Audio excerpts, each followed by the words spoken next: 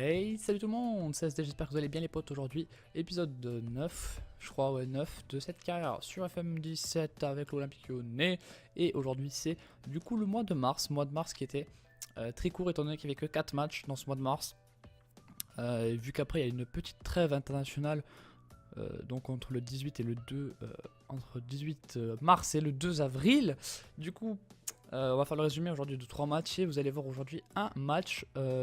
C'est un beau match en plus de ça, vu que c'est le match retour de Ligue 1 entre Paris et Lyon au Parc des Princes. Donc ça va être un plutôt match beau, voilà, plutôt match cool. Je sais pas trop parler. Bref, aujourd'hui, donc il y a eu deux matchs de Ligue 1 à résumer. Donc Bordeaux et Toulouse, comme vous le voyez, 2 partout, 1-0. Et le match retour de Ligue des Champions contre le FC Barcelone. Donc voilà, je vous rappelle qu'au match retour, au match aller, pardon, on avait perdu 3-0 contre Barcelone. Et voilà, donc là on a fait 3-2, donc on est éliminé de la Ligue des Champions. C'est dommage parce qu'on y a cru, vous allez voir de toute façon les résumés des matchs. On commence déjà par le match à l'extérieur contre Bordeaux, donc au Matmut Atlantique. Match 2-2, donc dans ce match, comme vous l'avez vu. On a fait vraiment l'équipe type en plus de ça. Mais voilà, c'est une pelouse compliquée Bordeaux, c'est une pelouse compliquée. Donc on a fait ce 2 partout, on a été mené dès le début du match finalement à la 11e par Jérémy Ménez. Sinon en termes d'occasion c'était un peu équivalent, on va dire, c'était vraiment la force contre la force aujourd'hui. Donc voilà, le premier but marqué par Jérémy Ménez pour Bordeaux après 11 minutes de jeu. Voilà, les Bordelais qui ont bien rentré dans la partie, et puis après ça s'est très vite enchaîné, vous allez le voir. Donc là on attend que les temps force se chargent, bien sûr, ça prend toujours un peu de temps. Voilà, donc c'est sur ce corner finalement où Ménez va arriver et va mettre une frappe du pied droit dans la lucarne d'Anthony Lopez. On m'a dit de mettre plus lentement les temps forts. Alors attendez, je sais pas si ça influe comme ça ou pas. On m'a dit de mettre plus doucement les temps forts, donc je vais essayer de le faire. Voilà, pour que vous voyez mieux ce qui se passe. Vous avez raison, c'est forcément mieux pour vous. Donc là, c'est Gonalon qui rejette de la tête. Ménez qui, hop, prend le dessus sur Gonalon qui était... non, c'était sur je sais pas qui. Qui prend le dessus tout simplement. Et qui donc marque un but à 0 pour Bordeaux. On égalise ensuite... à la 35e minute de jeu sur un corner d'Arder pour Cornet qui la donne à Tolisso, qui tape la transversale et Gonalon qui était toujours là avait bien suivi et donc qui se rattrape de son erreur en égalisant son 3e but cette saison en Ligue 1. Voilà, donc c'est une action un peu de réussite quand même, il faut le dire, mais on arrive à égaliser là-dessus. Ensuite, quelques minutes après, 2 minutes après, on met le 2-1. Donc là on était confiant, Cornet qui fait un magnifique centre pour Lucas Vazquez qui met son premier but avec l'OL. Enfin il est décisif, Lucas Vazquez dans un match, premier but du coup avec lui pour l'OL. Et donc là je pense tenir le bon bout et que ça va enfin bien se goupiller tout simplement ce match.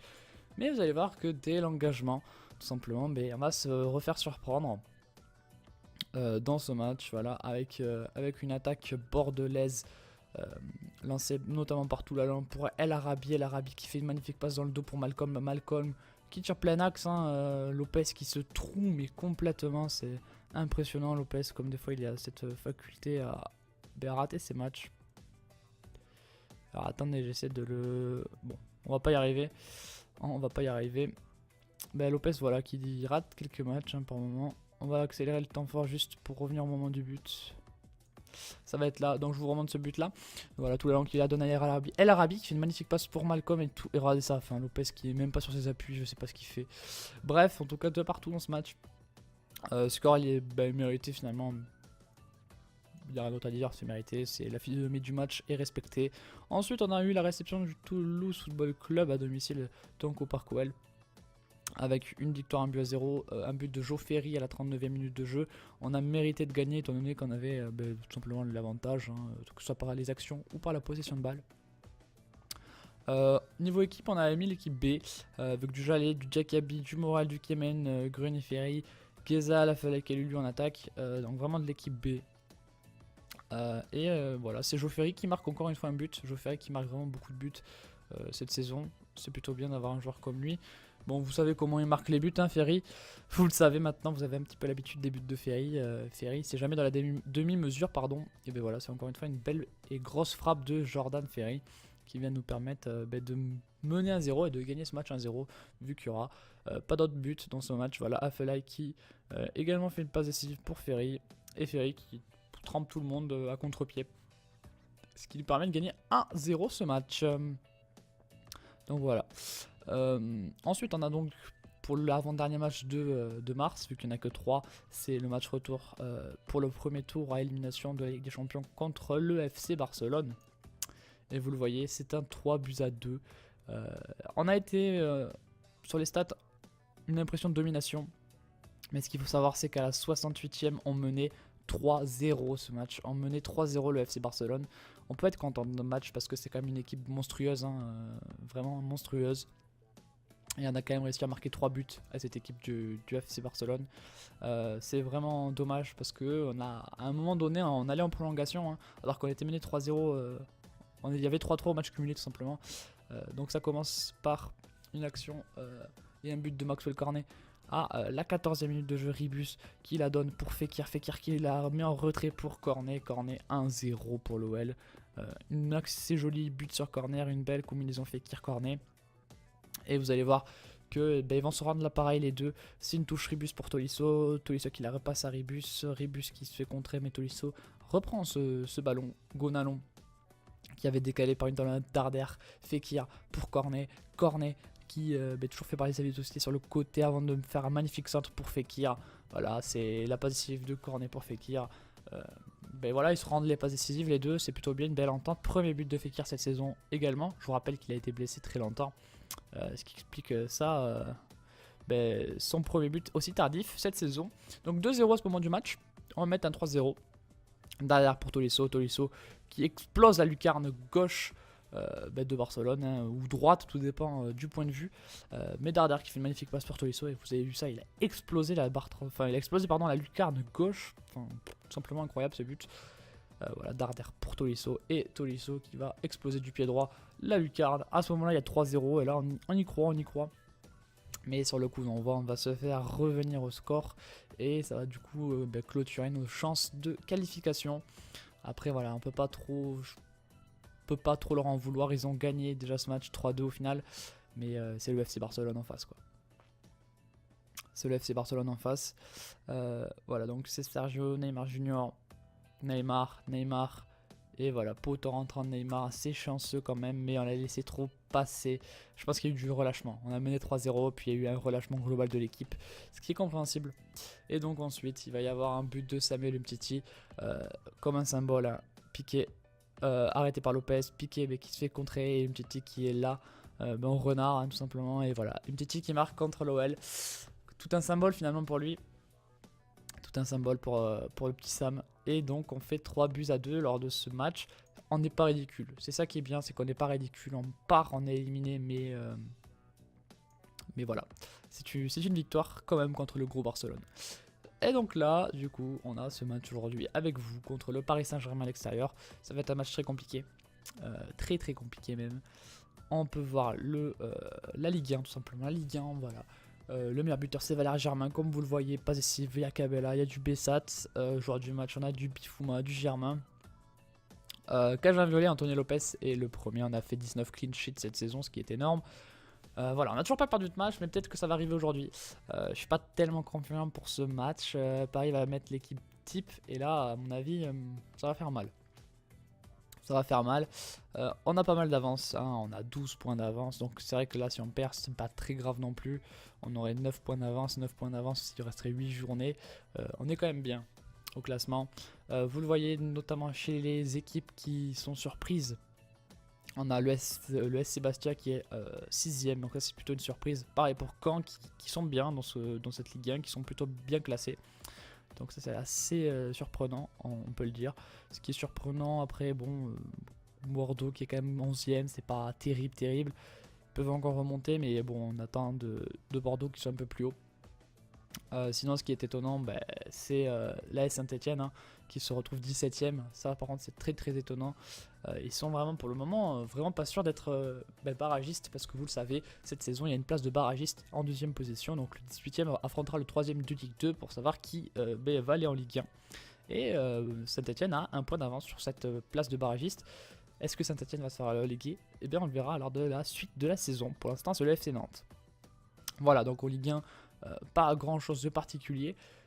On peut aller voir les compétitions. Je vous rappelle qu'on est toujours en quart de finale de Coupe de France. On est éliminé par le Paris Saint-Germain en Coupe de la Ligue. En Coupe de la Ligue, c'est un Angesco Paris Saint-Germain. Voilà. Ensuite, Trophée des Champions, on a gagné, je vous le rappelle. Pour la Champions League, on a donc en quart de finale Bayern, Real de Madrid, Barcelone, Juventus, Leverkusen, Arsenal et Atlético Madrid, Paris Saint-Germain. Donc Paris Saint-Germain est toujours en compétition. C'est plutôt cool. Après en Coupe Euro, voilà, il y a Monaco toujours en Coupe Euro, c'est bien, contre Manchester United. Voilà, bon après vous voyez les autres équipes. Ensuite, qu'est-ce qu'il y a d'important? Je pense qu'on a fait le tour, voilà, en Ligue 1, vous l'avez vu. On peut aller voir la Ligue 2 si vous voulez. On va aller voir la Ligue 2, je vous fais un point global lors de cette vidéo vu qu'il n'y a pas beaucoup de matchs à résumer.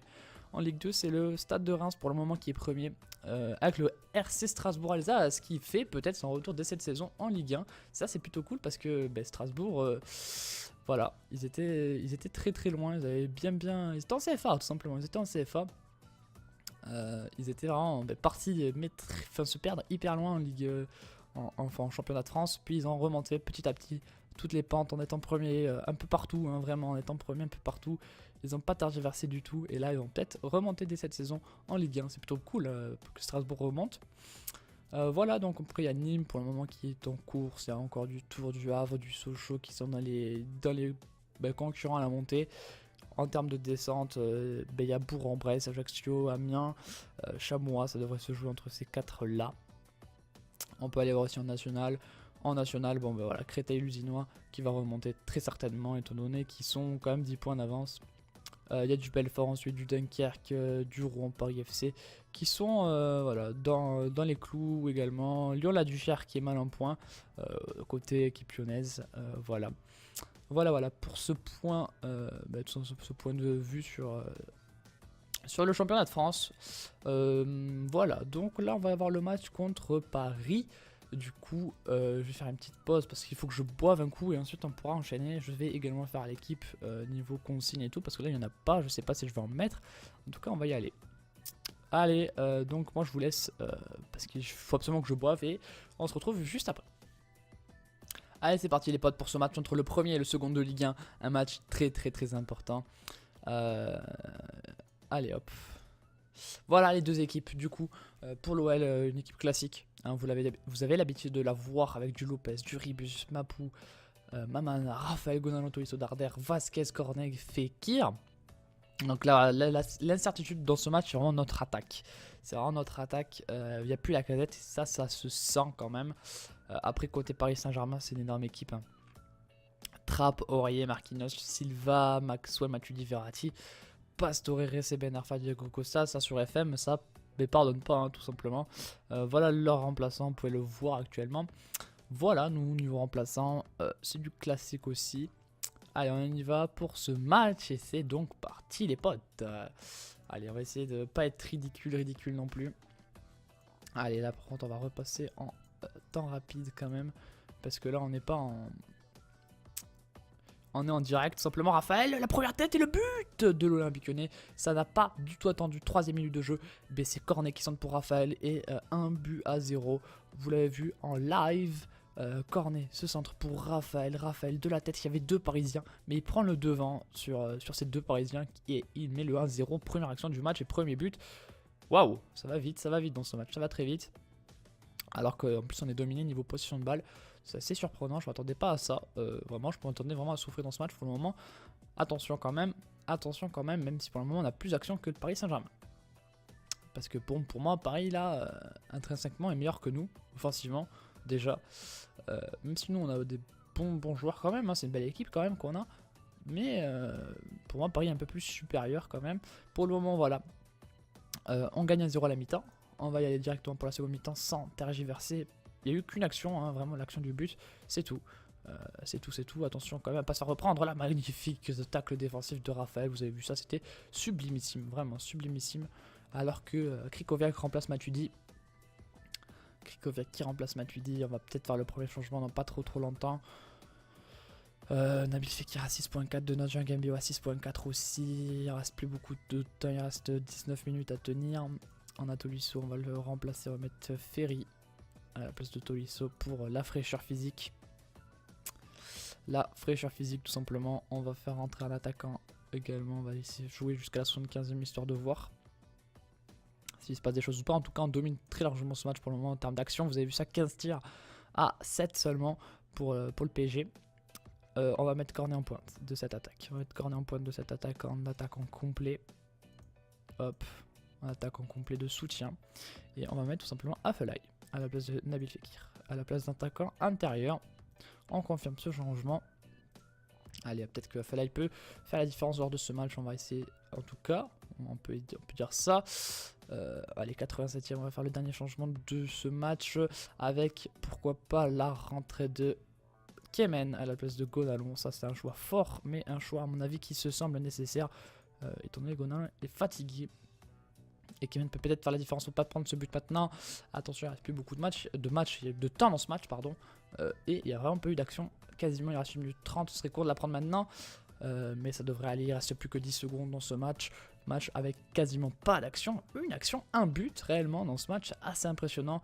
Et ça va être sifflé, victoire de l'Olympique Lyonnais au Parc des Princes contre le Paris Saint-Germain. Moi je suis désolé de vous avoir montré un spectacle comme ça les potes. Vous voulez voir plus de matchs, mais des fois, en fait il se passe rien dans les matchs comme celui-là. 1-0, il y a eu une action et un but montré réellement. Donc voilà, mais on a dominé le PSG. Et on a pris de l'avance sur eux une fois de plus. Hein, on a mis très très cher à ce Paris Saint-Germain. Raphaël a été retenu une excellente copie. Voilà. L'arbitrage 6.1. Et Raphaël qui fait... je l'ai prolongé Raphaël au fait. Parce que vu comme il est fort, je me suis dit ils vont me le vouloir dans tous les sens. Du coup je l'ai prolongé. Parce que là, oui, cette passe décisive 3 fois du match, il est exceptionnel, tout simplement exceptionnel. Du coup, je l'ai prolongé jusqu'en 2021. Ça me semblait absolument nécessaire pour qu'il reste au club et au cas où si on veut me l'acheter, qui coûte très très cher. Sinon, en fait, tout le monde va le vouloir. Et j'ai peut-être pas envie. Heureux d'avoir signé un nouveau contrat, voilà. Et bien voilà. Pour la saison à venir, 14 millions. Donc là, c'est le budget initial pour la saison prochaine, ça ? Je ne sais pas. En tout cas les potes, j'espère que la vidéo vous a plu. Et bientôt on se retrouve tout simplement. Cet épisode sortira je pense mercredi. Du coup on se retrouve samedi pour la suite de cette carrière. Vous le savez, les épisodes de FM maintenant c'est le mercredi et le samedi. J'espère qu'il vous aura plu. Laissez un like si vous a plu. Lors du prochain épisode, on aura donc le match contre Rennes, le match contre Reims en Coupe de France, le match contre Lorient, le match contre Bastia, le match contre Monaco et le match contre Angers avant de finir la saison avec ces 3 derniers matchs. Donc voilà, pas mal de matchs quand même hein, dans ce mois d'avril. 1, 2, 3, 4, 5, 6 matchs. Je crois qu'il y a 6 matchs. Peut-être qu'il y aura de la Coupe de France en plus au milieu, donc attention les yeux. Voilà, en tout cas, j'espère que ça vous aura plu. Comme je vous l'ai dit, on se retrouve bientôt et je vous fais un gros bisou. Ciao, ciao!